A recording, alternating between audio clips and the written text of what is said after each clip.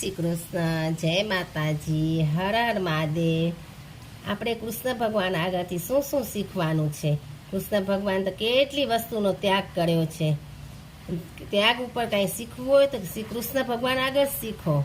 જય શ્રી કૃષ્ણ। જેટલી વસ્તુ શ્રી કૃષ્ણથી છૂટી છે એટલી તો કોઈથી નથી છૂટી। કૃષ્ણથી એમની મા છૂટી, પિતા છૂટ્યા, પછી જે નંદ યશોદા મર્યા એ પણ છૂટ્યા, સાથે મિત્ર છૂટ્યા, રાધા છૂટી, ગોકુલ છૂટ્યું, પછી મથુરા છૂટ્યું।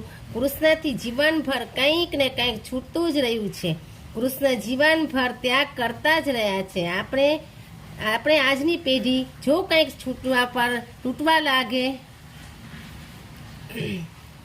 લાગે છે એને શ્રી કૃષ્ણને ગુરુ બનાવી લેવા જોઈએ। જે કૃષ્ણને સમજી લેશે એ ક્યારેય હતાશામાં નહીં જાય। કૃષ્ણ આનંદમાં રહેતા અને તે આનંદના દેવતા છે।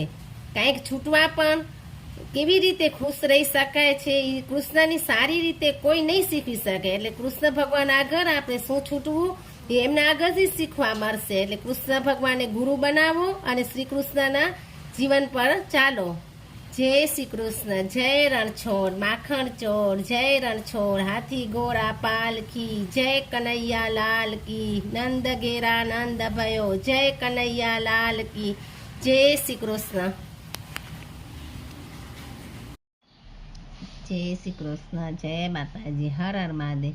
તમને એવી જ કથા વાર્તાઓ ધાર્મિક કાંઈ પણ સાંભળવું હોય તો મારી ચેનલને લાઈક કરો, શેર કરો, સબસ્ક્રાઈબ કરો અને આગળ નવી નવી કંઈ કથાઓ કે સાંભળવી હોય તો કમેન્ટ કરો।